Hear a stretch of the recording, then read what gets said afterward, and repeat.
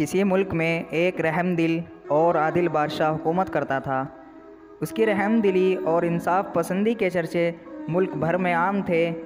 رعایا بھی اپنے بادشاہ سے بہت خوش تھی۔ ملک میں امن و امان کا دور دورہ تھا۔ لوگ ہنسی خوشی دن گزار رہے تھے۔ ایک دن اچانک بادشاہ کے سر میں درد اٹھا۔ درد اتنا شدید تھا کہ وہ سر پکڑ کر اپنے بستر پر لیٹ گیا۔ شاہی حکیم نے بادشاہ کی نبض دیکھی اور انتہائی تشویش کا اظہار کرتے ہوئے ملکہ سے کہا، بادشاہ سلامت کسی نامعلوم بیماری میں مبتلا ہیں۔ بادشاہ کی پراسرار بیماری کی خبر جنگل میں آگ کی طرح ملک بھر میں پھیل جاتی ہے۔ ملکہ عالیہ کی طرف سے سارے ملک میں اعلان کر دیا جاتا ہے کہ جو کوئی بادشاہ سلامت کو اس پراسرار بیماری سے نجات دلائے گا اسے ملک کا وزیر اعظم بنا دیا جائے گا۔ جاری ہے وزیر خزانہ بادشاہ سے شدید حسد رکھتا تھا اور خود بادشاہ بننا چاہتا تھا۔ ایک سازشی ٹولی اس کے ساتھ تھی۔ ایک دن ایک حکیم نے بادشاہ کا علاج کرنے کی اجازت چاہی۔ ملکہ عالیہ نے فوراً اجازت دے دی۔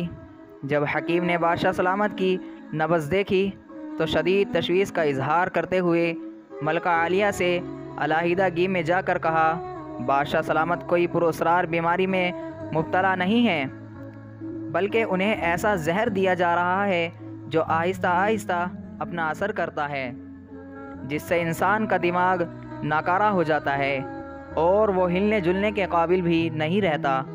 معاف کیجیے گا، مجھے تو ایسا محسوس ہوتا ہے جیسے بادشاہ سلامت کے خلاف کوئی بڑی سازش کی جا رہی ہے۔ ملکہ عالیہ نے حکیم صاحب کی بات بڑے غور سے سننے کے بعد اس کا شکر ادا کیا اور کہا، آپ جلد از جلد بادشاہ سلامت کا علاج شروع کریں، میں اس معاملے کو دیکھتی ہوں۔ حکیم نے کہا، زہر کا اثر ختم کرنے کی ایک نایاب جڑی بوٹی ہے جو صرف اور صرف کالے پہاڑوں کے دامن میں ہی پائی جاتی ہے، لیکن مجھے وہاں پہنچنے میں 15 دن لگیں گے۔ ملکہ عالیہ نے کچھ دیر سوچنے کے بعد کہا، میرے ذہن میں ایک ترتیب آ رہی ہے جس سے سانپ بھی مر جائے اور لاٹھی بھی نہ ٹوٹے۔